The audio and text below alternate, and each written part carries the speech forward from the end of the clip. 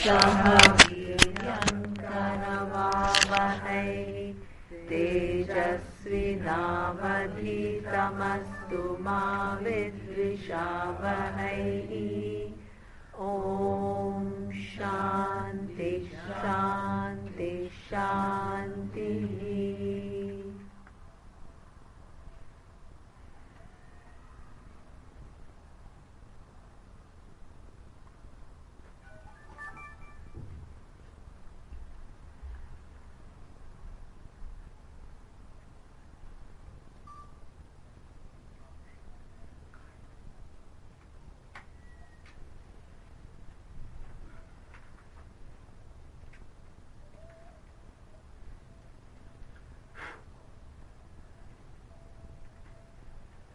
Okay.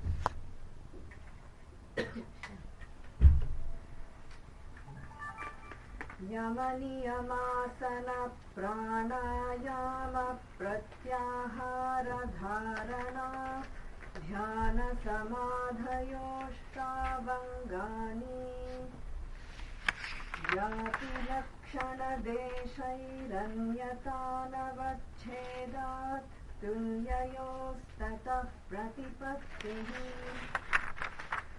Karma Shukla कृष्णं योगिनस्त्रिविधमितरेषाम् विशेषदर्शिन आत्मभावभावना विनिवृत्तिः तदा विवेकनिम्नं कैवल्यप्राग्भारं चित्तम्.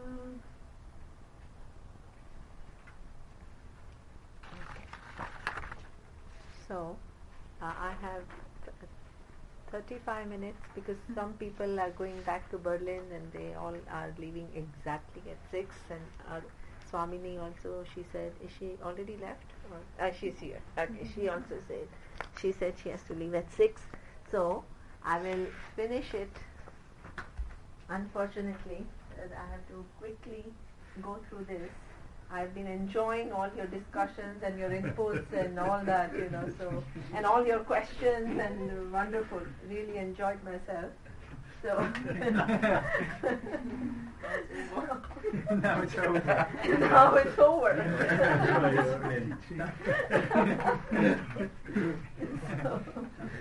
So now, pranayama, asana, you guys are experts. So you have to, you know it already. Pratyahara.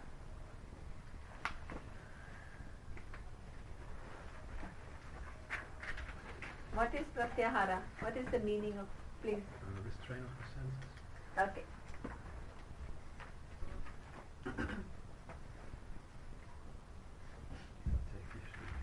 Okay. Now here, it's absolutely right. This is kind of restraint of the senses, but there you need to again give it a meaning that kind of makes sense, because what we have seen here is, see, we need to reconcile different things, right? So we have seen, what is Ishvara? Tell me. Where is Ishvara? Is everywhere, right? So suppose you understand that this Ishvara is everywhere, and at the same time you tell all these objects are all material things, does it make sense? Say no to Ishvara. So then you are saying no to Ishvara. But at the same time, please understand, Ishvara also is in form of dharma, right? Ishvara is also in form of psychological order. Ishvara is also in form of this, the one which gives you the result of the actions, which is what we call. So that means you need to live, right, not just indiscriminately amongst the objects, but through what? Certain discerning power. So that is what we mean by restraint of the senses. It doesn't mean you label the world as material and then try to shy away from it, but learn to honor all the laws of Ishvara and live with awareness of Ishvara. So that means you don't go against the order. So that means if for you to enjoy yourself, suppose you cheat somebody, that is it living according to the order of Ishvara? No. So that means this restraint that we are talking about means you have to be intelligent about how much to indulge, how much not to indulge, right? It's not like you have to leave the whole world and go and sit in the mountain and only then you come to know your true nature. It means that be careful, right? It is like these horses which we saw, right? The Kathopanishad analogy, that you are given this mind, you are given these senses, you are given this mind. Body, mind, sense complex is a gift from Ishvara to you. And you have to use this body, mind, sense complex intelligently to figure out your true nature and your identity with Ishvara. So that means you have to learn to navigate your life intelligently. It's not about rules. Please understand. It's not like I shouldn't do this and what, you'll make your life miserable.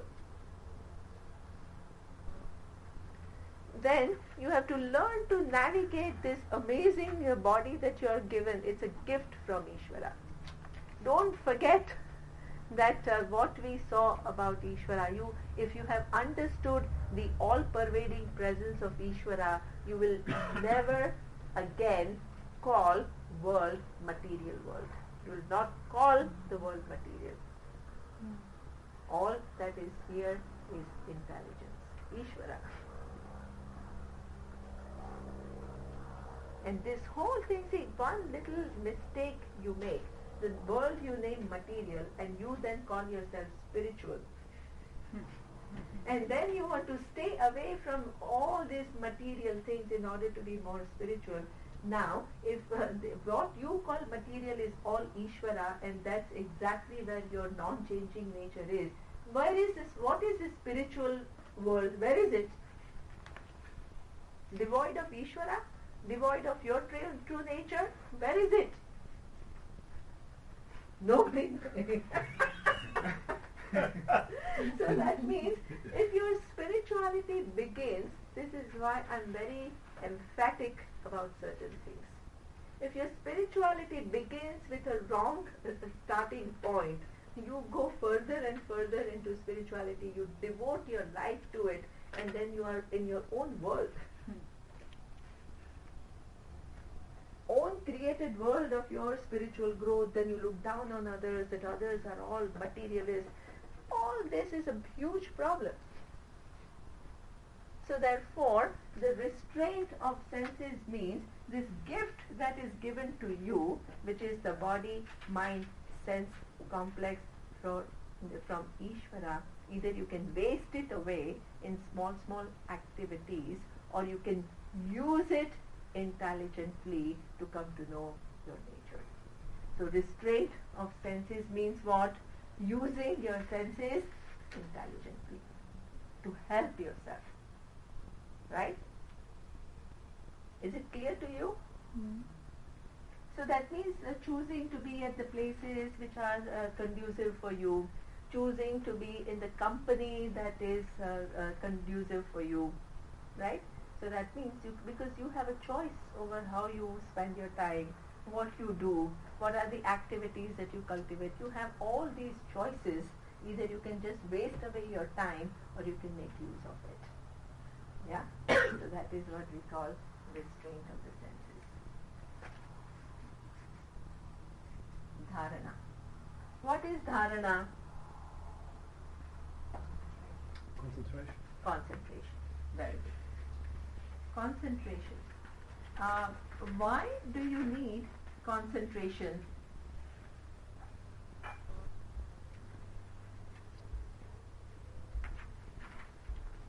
To focus? Yeah. You go with. Yeah, exactly. To focus, because actually, truly speaking, human mind is so distracted, right? So there is a very interesting, that focus is a very important goal, and in order for you to recognize how unfocused we are all, not you or anybody in particular, all of us, we are so fickle, and our concentration goes out so fast, and our mind moves in so many different directions without our even knowing it. What we do is we give japa practice.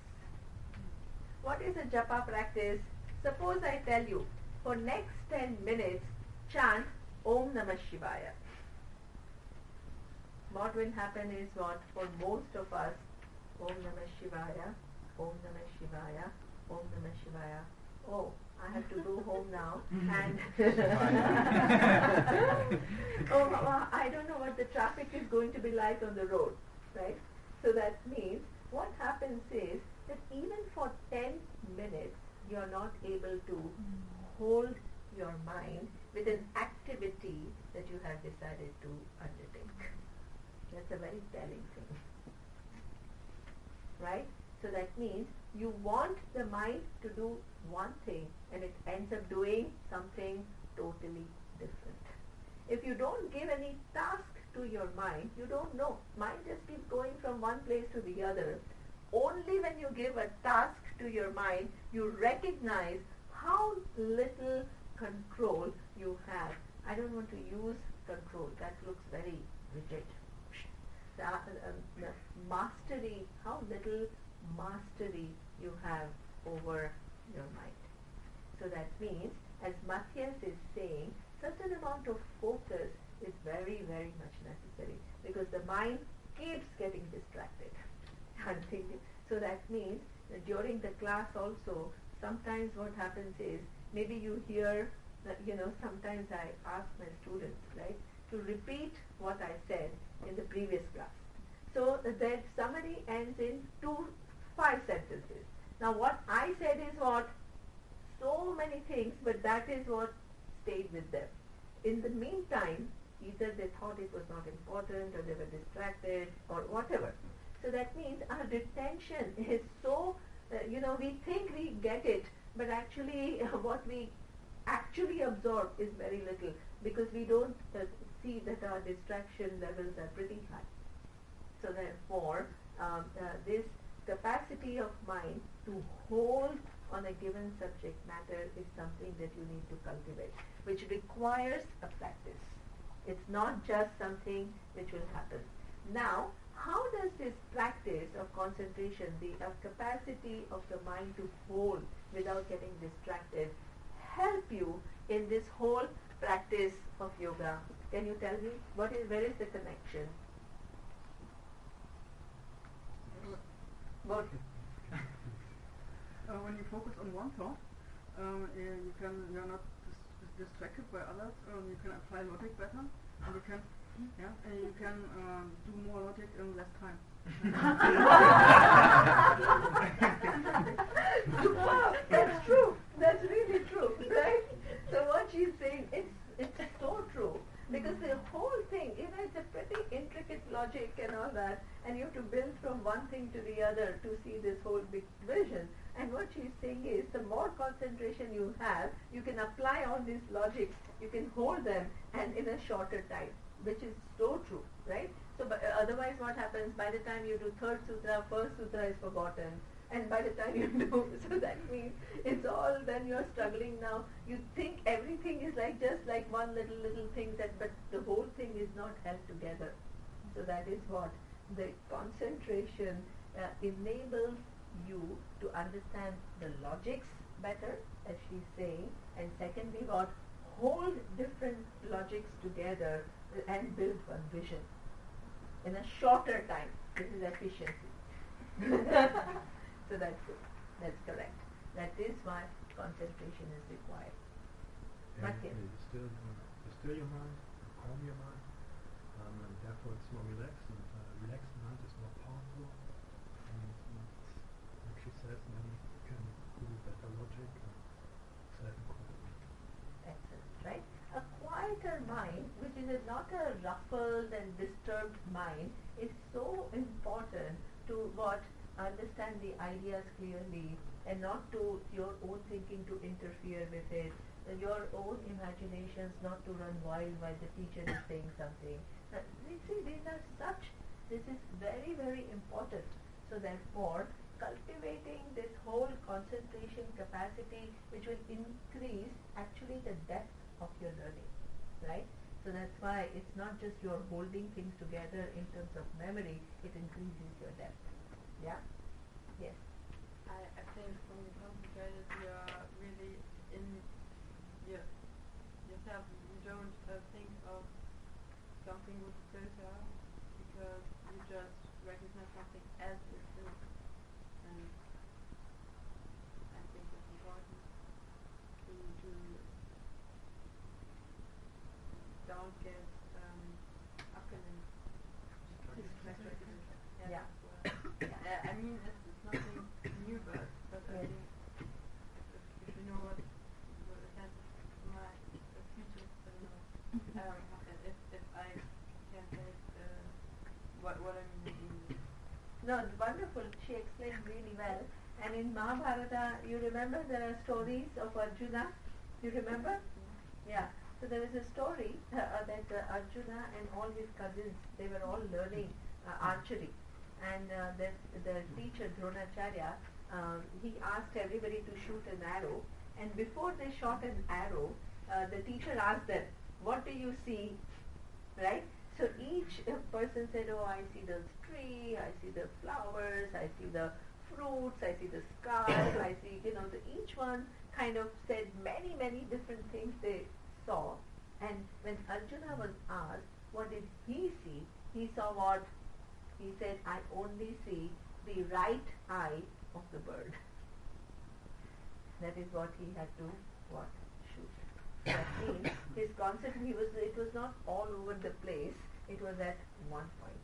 So that means you are able to do and engage so much better if your concentration is increasing.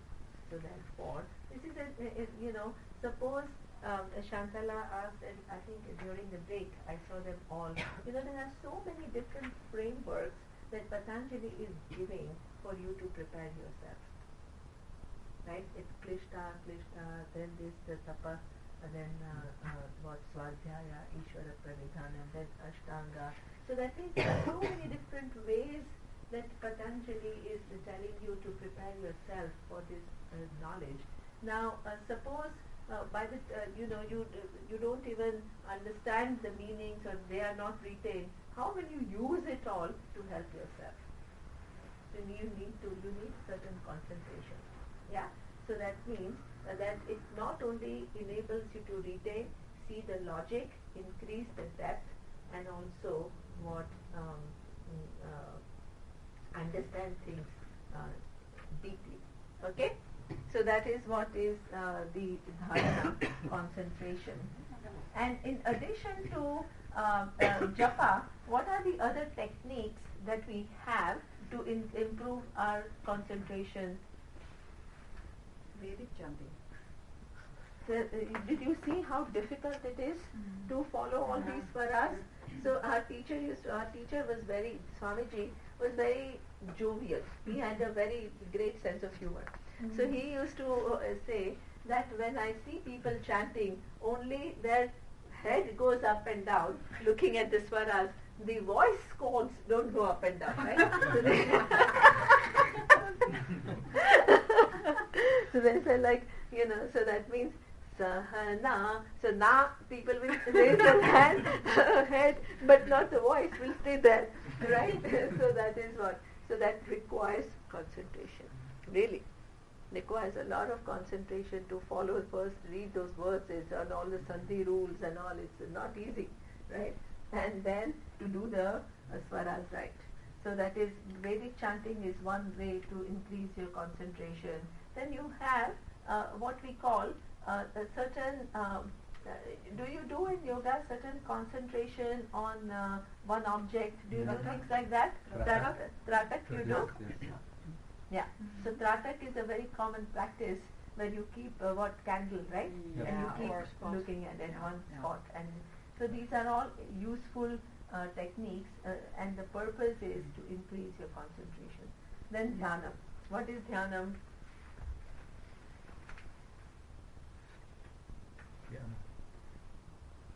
Yeah, dhyana.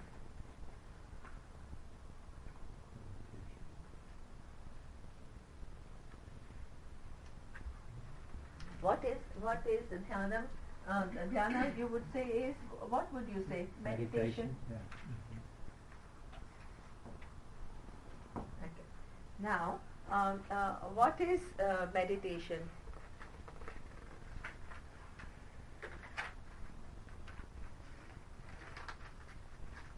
Actually, mental activity based on Ishvara.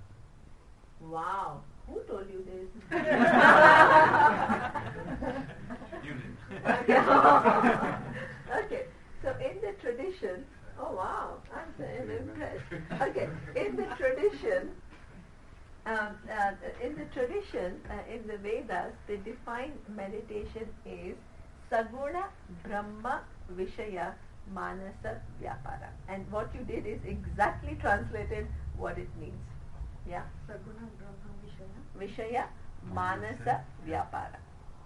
So that means that Manasa Vyapara. What is Manasa Vyapara? The mental activity. What is the subject? Mental activity subject is not, what happened in football. That's not mental activity, right? Saguna Brahma is what? Ishvara. Manasa Vyapara. So that means what? Bringing Ishvara in your life. We are not used to looking at the world as Ishvara. We are used to looking at the world as what? Full of objects, right? Mountains, rivers, trees, right? And all sometimes meaningful, sometimes meaningless. Right? Sometimes fair, sometimes unfair. Sometimes we are satisfied, most of the time we are not satisfied. So that means this is our view of the world, and that view of the world has to change to begin to see the infallible order of Ishvara.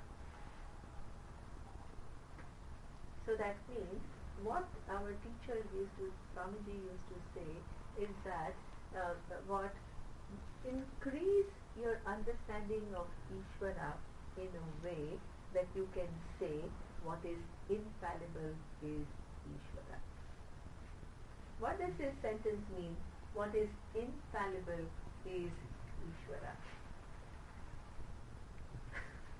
No. Infallible is what? That which doesn't fail.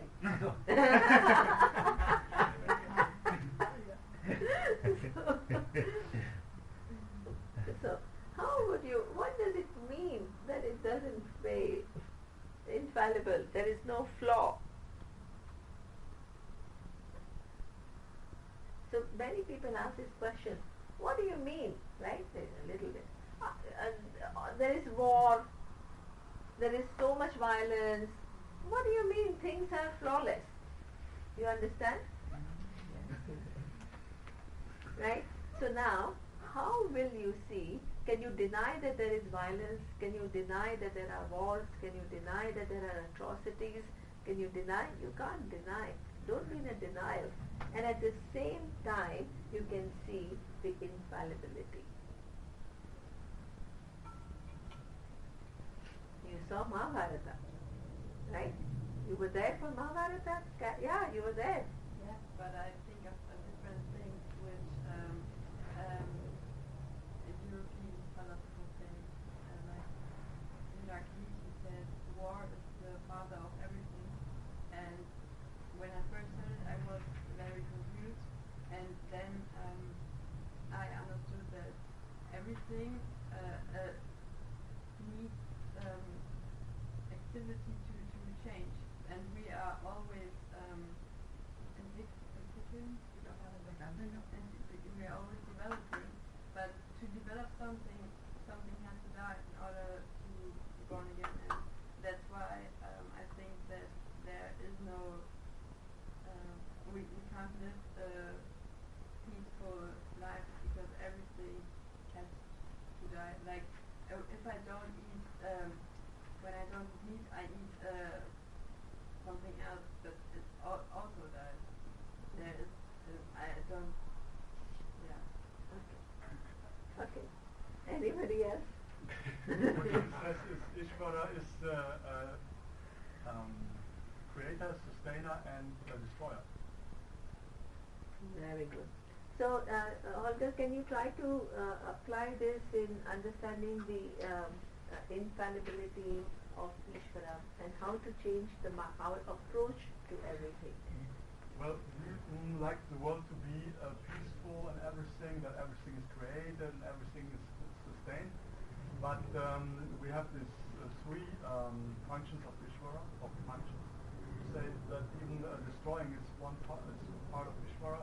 So it's only natural that it's also part of the world, because every day in our body, as you said yesterday, I think, cells die. So it's a constant process of dying and birth and dying. Excellent. See, that is, I don't have much time, so I have to really select what I'm going to say in next 10 minutes, right?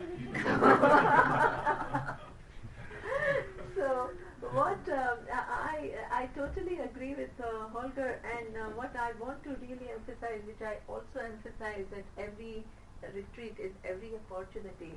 And what he's saying is that destruction is also part of this whole plan, right? Without destruction, nothing can happen, right?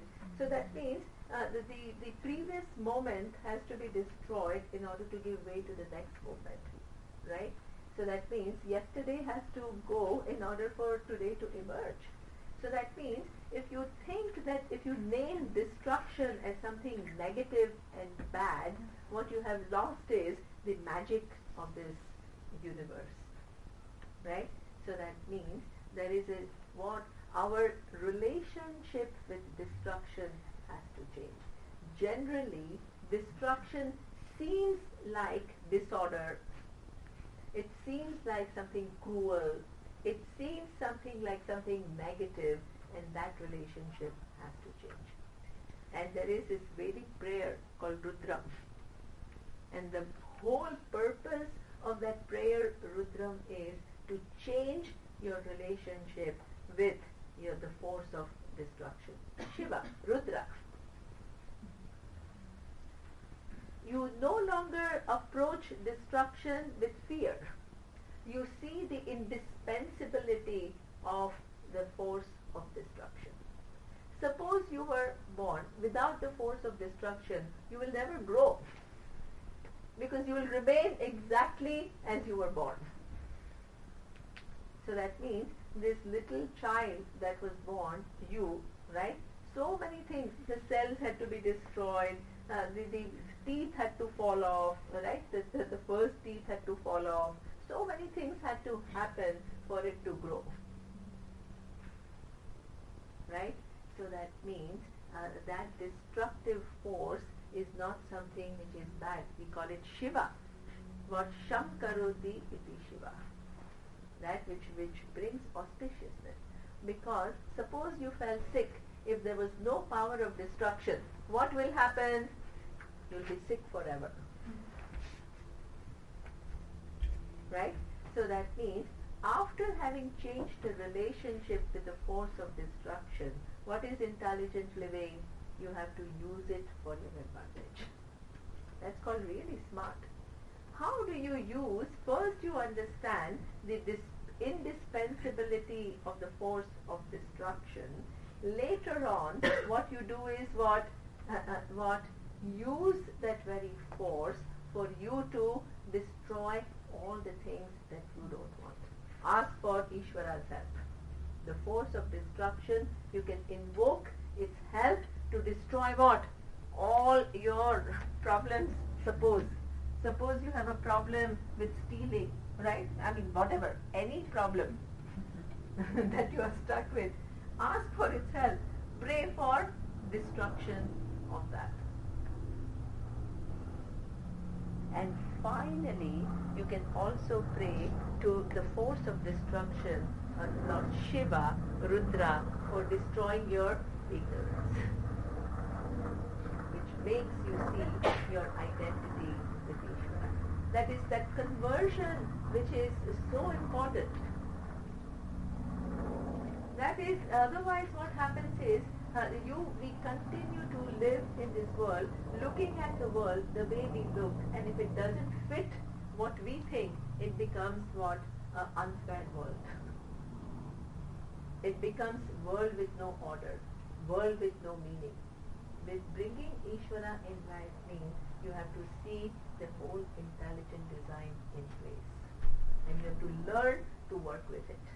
For what? Taking you to your freedom. That is called intelligent living.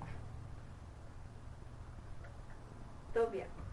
Yeah, it's within the symbol of a dancing Shiva, what you just explained. Yes. Behind you, he's standing on ignorance, the small dwarf. Yes. Yes. See, this is what I say, symbol. Right? Swamini Jaji, we say imagination. This is just like a representation where what Tobia is saying is, this, what does this stand for, Tobia? Ignorance. Yeah, the ignorance, or a person who is confused and all that. And what Lord Shiva is doing, that ignorance that you have, what is he doing? Yeah, he's dancing on top of it. Means what? That he's in charge and he's in control. So you don't need to worry about it. And it's playful. And it's playful. It's playful. Superb. Right? It's not like, oh my God, right? So that means there is a certain play, and then you have to flow with it. So that means this dhyanam is bringing Ishvara in your life. The minute you begin to see this is when we say that there is an inner transformation. That inner transformation is something which is so important, and your connection with everything else. Because you see the presence of Ishvara in everything, that means you begin to be connected. Then the emotions of empathy, compassion, care, it naturally begins to flow. How will you can't become full and free if you remain this small struggling person. You need to grow. You need to become much bigger than what you are. Only then this otherwise limitlessness and all will only be like some remote dream, it seems like. So therefore, this dhyanam makes you it gives you a certain sense of expansion. It enables you to find your connection with everything. Changes, that is what we call application that Anya was talking about. You behave differently in this world. Not as a small, scared individual who's constantly guarding against everything and against his inimical forces who are out there to get you to this benign presence who is flowing with the understanding of Ishvara. You need to become that person. So that is what we call dhyana. And when that happens, then finally, what is the outcome? The veils are lifted. You have grown enough. You have changed the way you see yourself. You have changed the way there is an application, there is preparation. All these things are happening, and finally, your true nature becomes clear. How? When you listen to the Vedas, it all begins to go in. It all begins to become clear. It all begins to be not seeming like some far away, remote, impossible goals, but your true nature. Right? So this is what he says. Ultimately, all of this will lead to this freedom that you are searching for. When the means, which is what the ignorance is, lifted. Because all these were different ways that you have prepared yourself and you have also applied, because you have changed the way you live in this world. Okay? Now, very, very fast, when that happens, everybody, 6 o'clock, you all have to leave, right? Okay, what's the time? 5 minutes. 5 minutes. Well done. Well done. Yeah. Okay. Nee, 5 minutes. Sorry, now I still have 4 sutras. Okay. Very well done.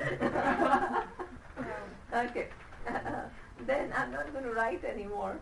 I'm just going to just tell you what it means. Right? So then what happens is jati, lakshana, desha, anyata, avachhedat, tulya yoho, tataha pratipattihi. Okay? Anyata, anavachhedat. No? Okay. So now, yeah. So now, so therefore, the person who, now he is describing the person who has attained samadhi, means the person who understands the nature of Atma. Then what is the vision of that person? There is, generally we think that we have jati. What is a jati? A group. I belong to a group. What is that group?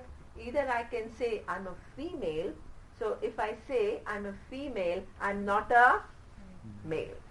So that means you belong. Or if I say I'm an Indian, I'm not German. Exactly. So that means we all restrict our self-identity to one group, right? And that is one way. The other one is lakshana. What is lakshana? Certain qualities. So what are the qualities? Even within Indians, I can say I'm medium, but Surya is fair. That is what we call guna, the attributes. Yeah? One is jati, the group. The lakshana is what? Attributes, because each member of a group can have different attributes. Right? And then desha. I'm existing, for example, at this time, but after 50 years, maybe I will not be on this earth anymore. Or 60 years ago, I was not on this earth. Right? So that means we have 3 restrictions superimposed on I, which is what? Jati, lakshana and desha. If you have understood your true nature to be awareness, does awareness have a jati? No. Right? It's not like I belong to this awareness group and you belong to that awareness group. That doesn't happen. Awareness has no attributes. Attributes belong to the objects of awareness.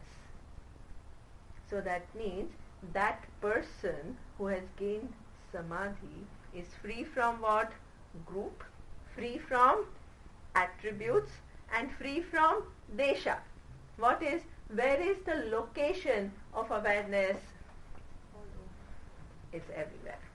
So that means it is not that I'm here, right? Say, suppose if I'm in Germany right now, I'm not in India, right? I'm at one place, I'm not at the other place. And if I'm alive now, I will cease to be alive, right, 50 years from now. So that desha restriction also goes away for the person. So that means, otherwise, for everybody else, these restrictions are what? Real. And they define themselves by these restrictions. So this is the so that means a vision of a person who knows the reality. The one who has, in the yoga terminology, one who has attained samadhi. Yeah? Understood? Understood or not, I have no choice. I have to move.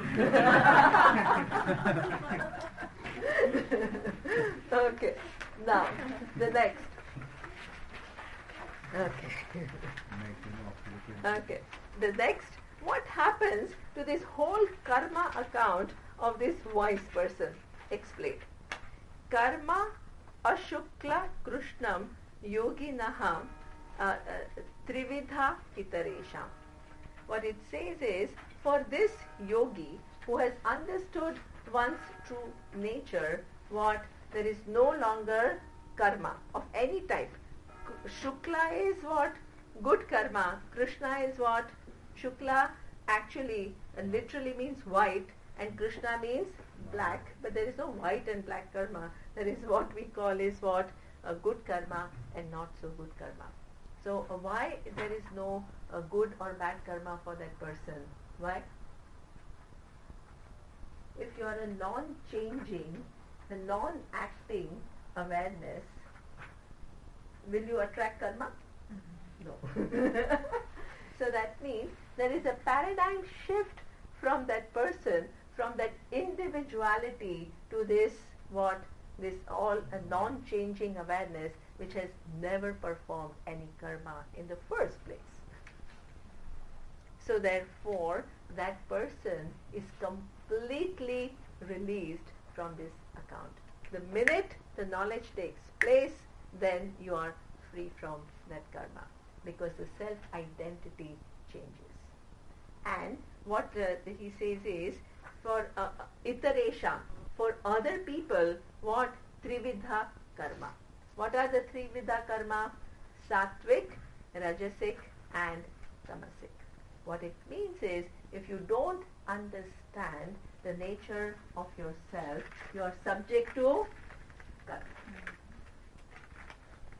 So that means, as long as you think I'm an individual, the actor, the karta is the person who performs an action, an individual who performs an action. No matter how good you are, you cannot avoid karmas. So please understand, nobody can physically exhaust all karmas. Why not? Because you are eating, and eating is also a So that means, first of all, as we saw, the ignorance is anadi. So that means, for how many karmas that you have collected, and the thing is, by the time you exhaust some karmas, you also acquire new ones. So that's why we are we have karmas which are carried on for so long, and numerous karmas over many janmas, many births. So therefore, in no given birth you can actually exhaust everything. It only gets totally destroyed when you know the nature of Atma. Okay? Now, Atma as a non-changing reality. Now, second last. Vishesha darshinaha Atma bhava bhavana vinuvrittihi. Beautiful. For that person who really understands the nature of Atma clearly, right? There is no longer any confusion about what are the characteristics of the mind and what is the nature of Atma. So that means the mind and its changing conditions don't ever get confused by what is the nature of Atma. So that means if for some reason the mind has a passing sadness, you don't say, oh my God, I don't understand the truth. That doesn't happen. Because the passing sadness and all is just one changing nature of one of the million thoughts of the mind. Right? So that means there is no longer any identification with what? The mind. But, as I told you, before the knowledge takes place, you can't pretend as though you are Atma and you are not identified with the mind. That will be disastrous, because you will not prepare yourself for the knowledge. Right? So that is what is important. Tada vivekanindam kaivalya prakbharam chittam. So that is when your mind, which was initially fraught with ignorance, is what established in Kaivalyam. What is Kaivalyam? Oneness. There is only one thing, and that is what? That vision of oneness never loses sight. Nothing can happen which will make you lose sight of your reality. So that is what we call that the person, what? Viveka. Viveka is what? There is so clear the distinction between what is I and what is not I. That never loses sight. That never is shaken by, no matter what happens, it is not shaken. Okay? So this is what we call Yoga Sutras. Beautiful. Beautiful Yoga Sutras. It's the first time I'm teaching, as I told you. I really enjoyed. I don't know whether you enjoyed or not, but it was really nice to have your participation and really to worship them all out together. Hands up who enjoyed it.